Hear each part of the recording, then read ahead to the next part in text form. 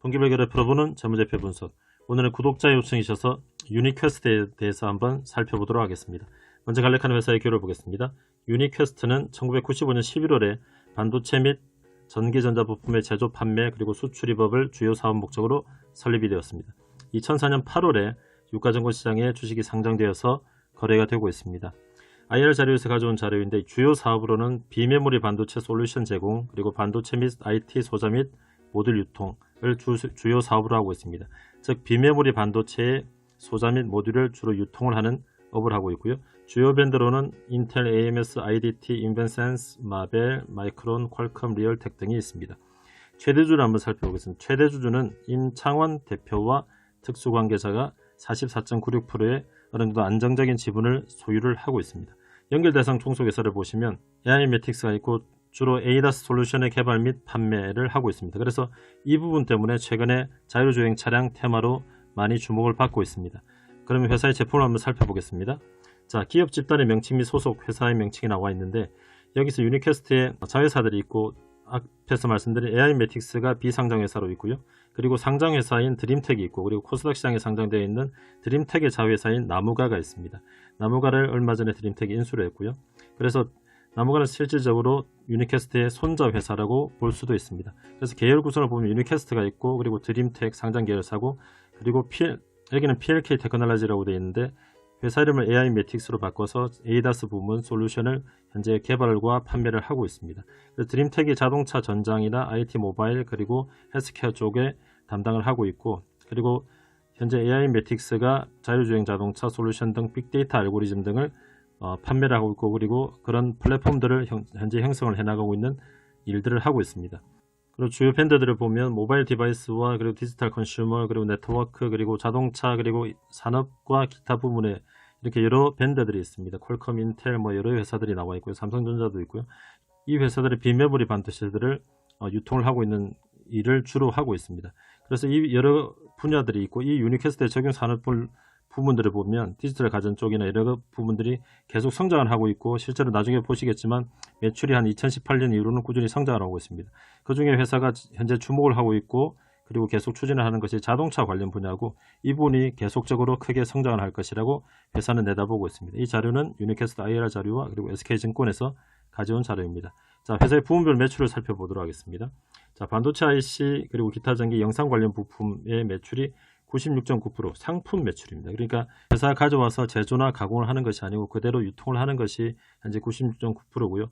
그리고 ADAS 솔루션 현재 주목을 받고 있는 이 부분이 현재 0.8%의 회사 전체의 매출을 차지하고 있습니다. 그래서 아직은 좀 작은 부분이고요. 그리고 영업 및 기술 지원에 대한 수수료를 받는 대행 매출이 2.2%, 그리고 부동산 임대 수입 등의 기타 매출이 0.2% 정도를 가지고 있습니다. 그래서 현재로는 ADAS, 그러니까 자율주행차 관련된 솔루션에 현재 주목을 받고 있지만 매출이 아직 전체 회사의 매출에서 좀 미비한 편입니다. 자, 그리고 수출과 내수를 나누면 수출이 2.4% 그리고 내수가 98.6%로 대부분이 내수가 매출을 차지하고 있습니다. 그래서 ADAS 쪽을 보시면 전기 단기되어 있는데 2019년 매출과 그리고 2020년 매출인데요. ADAS 쪽이 보시면 2019년에 92억 그리고 2020년에 오히려 31억 정도로 더 줄었습니다. 그리고 상품 매출 부분이 3,187억에서 3,900억으로 상당히 많이 증가를 한 것을 알 수가 있습니다. 자, 이것을 회사가 또 연결 재무제표 주석 부분에 보면 보고 부문별 수익 및 성과를 나타낸 것인데 이것은 이제 용도별로 약간 나눈 것이고 반도체 유통과 그리고 사옥 임대 그리고 차량용 전장 이렇게 되어 있고 살펴보고자 하는 것은 이제 영업이익률입니다. OPM인데 반도체 유통 쪽이 4% 정도 그리고 사옥 임대 쪽이 영업이익률 56.3% 상당히 높지만 매출이 아주 미비하고요. 그리고 현재 주목을 하고 있는 것이 차량용 전장인데 이 부분은 40억 매출 정도의 74억 정도의 현재 영업 적자가 나고 있는 상황입니다. 그래서 아직 이 부분에 대해서 매출이 더 증가를 해야지 수익성이 좀 올라올 것으로 현재 판단되고 있습니다. 그럼 회사가 10년 동안 걸어왔던 재무제표를 한번 살펴보겠습니다. 먼저 매출액과 영업이익 부분입니다. 매출액을 한번 살펴보시면 어느 정도 약간 사이클이 있는 것을 보실 수가 있습니다.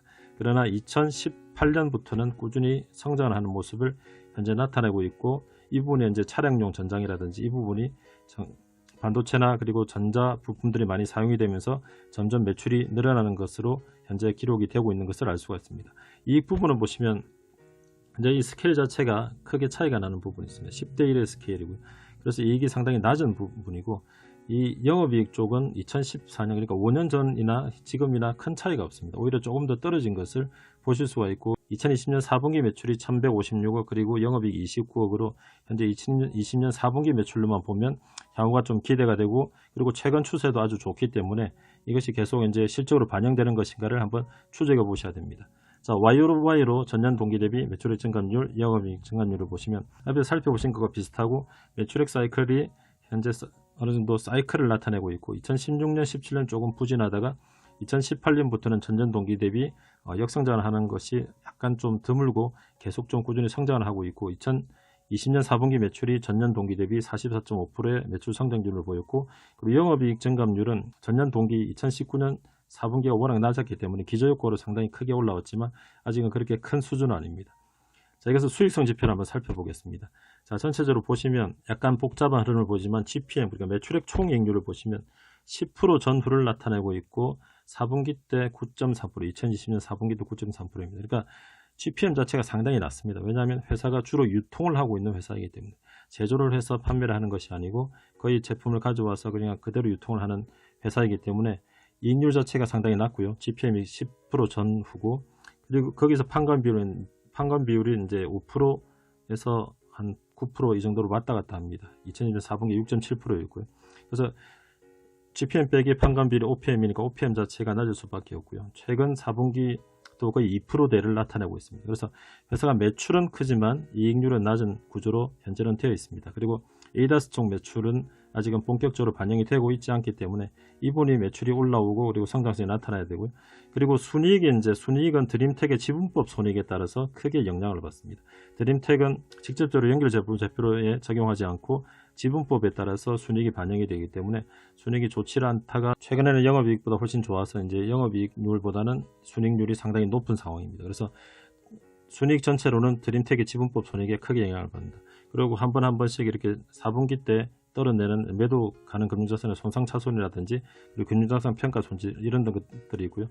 2019년 이후로는 그런 것이 없이 드림텍의 지분법 손익에 따라서 많이 영향을 받고 전체적으로 기본적으로는 영업이익률이 상당히 낮은 회사이다. 이렇게 보시면 되겠습니다. 자, 이것을 ROE를 듀폰 분석이라고 해서 매출의 순이익률, 총자산회전율, 부채비율 세 가지로 분해를 해서 살펴볼 수 있습니다. 즉 ROE에 어떤 부분이 영향을 미치고 또 개선이 될 필요가 있는가를 살펴볼 수가 있는데 자, 전체적으로 보시면 대부분 회사가 비슷하지만 매출액 순이익률에 따라서 ROE가 변동이 생기는 것을 아실 수가 있고 그리고 매출액 순이익률보다 높을 때는 총자산회전율이 좀 높게 형성이 되고 최근에도 매출이 늘어나면서 자산회전율이 높아져서 이익률에 큰 변동은 없지만 ROE는 조금 더 높은 수준으로 올라와 있고 말씀드렸듯이 드림텍 지분법 손익에 따라서 조금 변동을 하는 것이 있고 부채비율도 전체적으로 끌어올리면서 매출액과 부채비율이 올라오면서 ROE도 10% 최근 4분기 합산 10% 이상까지 올라와 있는 상태입니다. 자, 그리고 자산총계, 부채총계, 자본총계, 시가총계의 흐름을 살펴보겠습니다. 자, 전체로 자산이 꾸준히 늘어나고 있고 자본도 조금 느린 속도지만 늘어나고 있고 최근 들어서는 조금 올라오는 속도가 가팔라지고 있습니다. 즉 ROE가 높아지고 있다는 것이고요. 그리고 부채도 조금씩 끌어쓰면서 부채비율이 높아지고 있으면서 회사가 레버리지를 일으켜서 회사의 매출과 그런 것들이 높아지고 있고 그리고 시가총액 3,250억입니다. 2020년 3월 24일 기준으로 3,250억인데 최근에 시가총액이 신고가 수준으로 계속 형성이 되고 있고요.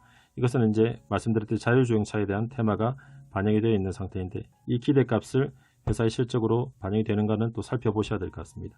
자, 밸류에이션 지표입니다. PBR, PER 그리고 프리캐시플로우에 대한 PFCR을 살펴볼 수 있는데요.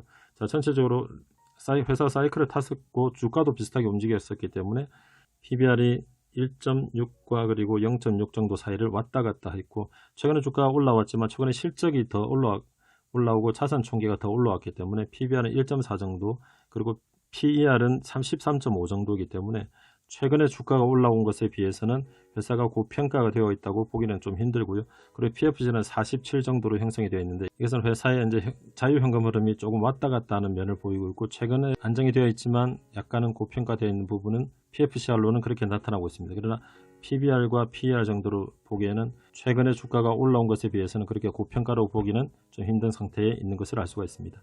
자, 매출 채권의 지분수 재고자산을 해주셨습니다. 회사에 늘 말씀드리지만 회사의 매출과 이익이 늘어나더라도 여기 보시면 이익 스케일이 상당히 낮은 것을 아실 수가 있고 회사의 매출과 이익이 늘어나더라도 재고자산이나 매출 채권이 크게 증가를 하면 이것은 약간 의심을 해서 보셔야 됩니다. 나중에 채화 재고를 떨어버린다거나 그리고 대손 충당을 많이 쌓아버리는 상태가 올 수 있는데, 현재 재고자산 외전일 수 등을 보시면 상당히 잘 관리가 되고 있고 오히려 재고가 많이 2020년에 줄은 것을 알 수가 있습니다. 그리고 매출 채권의 주수도 이 정도면 약간씩 상승을 하지만 이 정도는 잘 관리가 되고 있어서 이 부분에 대해서는 리스크가 없어 보입니다. 자, 그러면 현금 흐름표를 10년 동안 그래프로 나타내 보았습니다. 자, 전체적으로 크게 보시면 영업 현금 흐름이 좋았다가 나빴다를 반복을 하는 모습을 좀 볼 수가 있습니다.